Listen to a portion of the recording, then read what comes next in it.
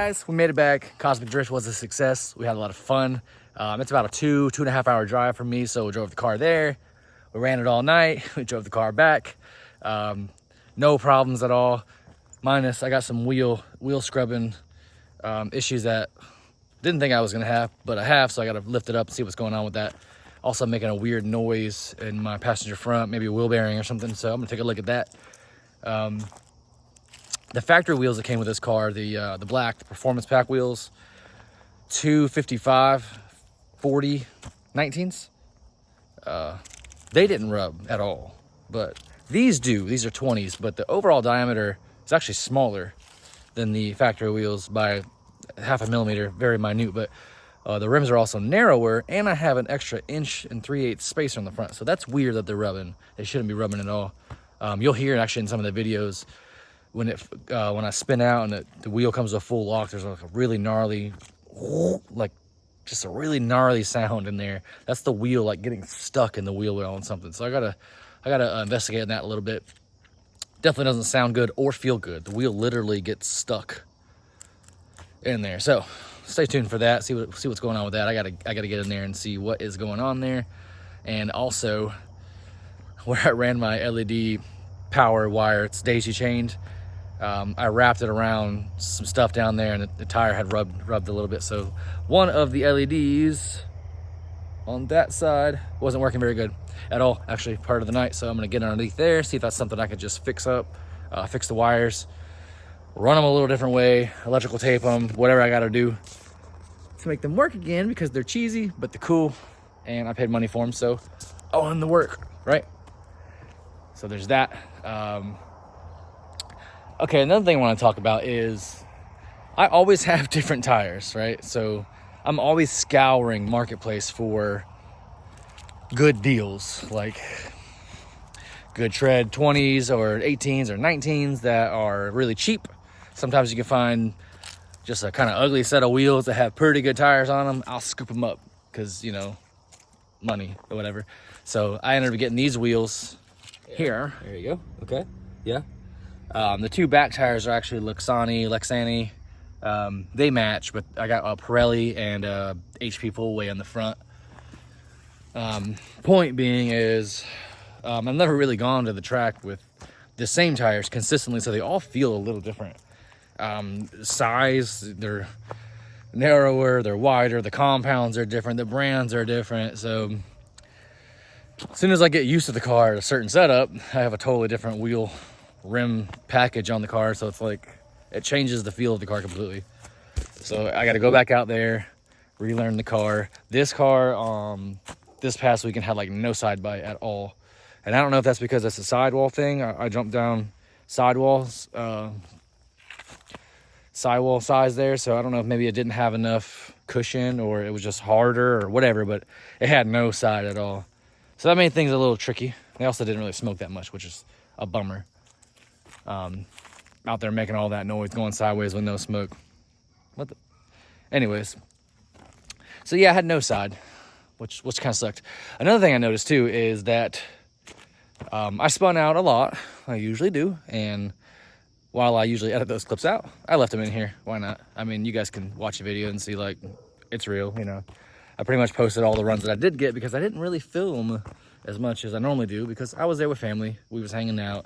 I spent kind of equal parts time in the stands with my girl and my kids and some family. And then I'd go down and I'd give rides to some people and do a little drifting. So I was trying to kind of split my time.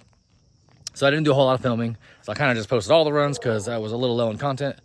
And it's kind of cool too. You see that I spin out just as much as the next guy, probably more. But when I did spin out, what I was noticing is when I would hit the brakes or I'd slow down in between transition, it almost always spun me out. And, you know, I've seen that on videos before where the Mustangs, you really need to stay on throttle transitions. But it's like kind of terrifying because that track, you're going pretty fast, especially when you hit that, those bigger banks. It's an oval track and they'll incorporate the banks into the track if you've never been there.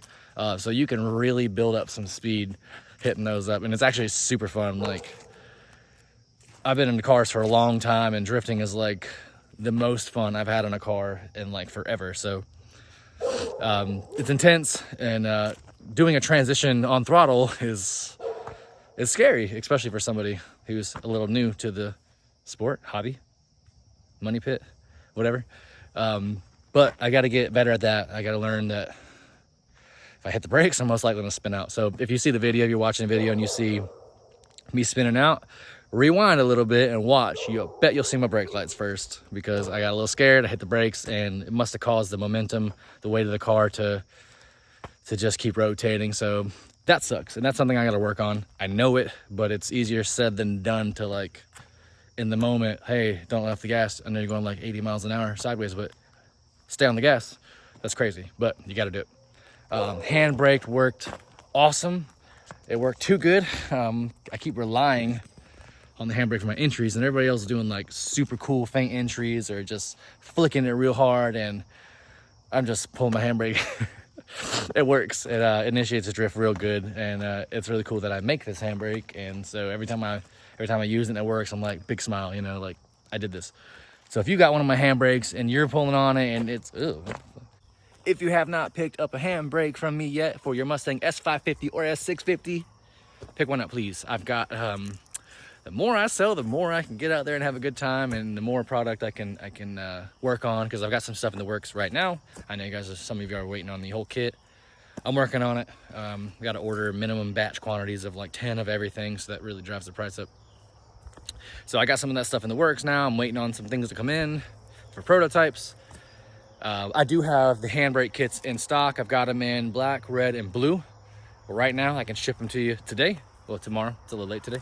But if you want any of those colors, I can ship them to you right away. So that's cool. No wait on that. If you want any other color, that's fine too. The gold, I think, is my favorite. But they all look kind of cool.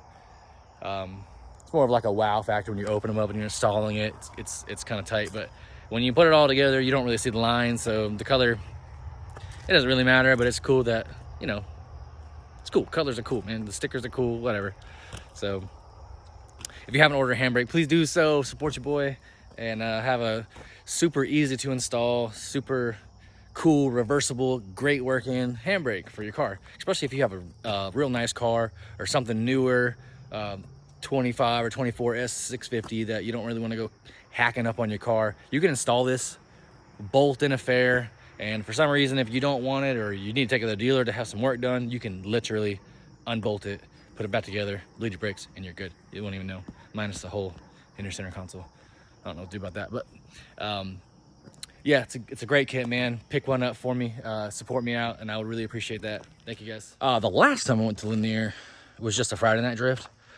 I pretty much stayed on lock both ways, I think, and so I was like pretty much right on that edge of lock. Like I was just controlling it with whatever throttle I could, because I had no more steering left. This time I don't feel like I was really on lock much. I was kind of just sliding a lot more. It felt a lot more floaty, and I'm just assuming it's tire related. I did drop my pressure to about 20 psi on these, but they're skinnier. The rims are skinnier. I don't know if that matters. But they're 245s. I think I was running 255s last time, which really isn't that big of a difference, but it was a 255-40. These are 245-35, so maybe the 255-40, the bigger sidewall aired down a little bit, gave me some more side. I don't know, but definitely was a lot more floaty this go around. I had to pretty much baby the throttle, which was fun, but it's a lot more fun when you can just floor it and just create massive amounts of smoke, because the car is gripped up and it feels good. So that's okay. We still had a very good time, and I still have tire left after all night. Those tires lasted all night, and I'm gonna keep driving on because they still have tread. I thought for sure I was gonna smoke them, and I had some backups in the garage that I brought with me, and I didn't need to, so that's kind of good. Makes me think that the tires were just not the best drift tires, but $200 for ugly ass wheels and tires, by all means, man, we're gonna run them out, so that's fine. At the end of the video, I appreciate y'all for sticking around and watching my stuff, and if you subscribed, I appreciate it. Little by little, a subscriber here, a subscriber there, it makes a difference. So I want to say thanks for looking out, and I appreciate you, and stay tuned. I got some more things that I'm working on, and I'll post them up as soon as I get them finished. Thanks, guys.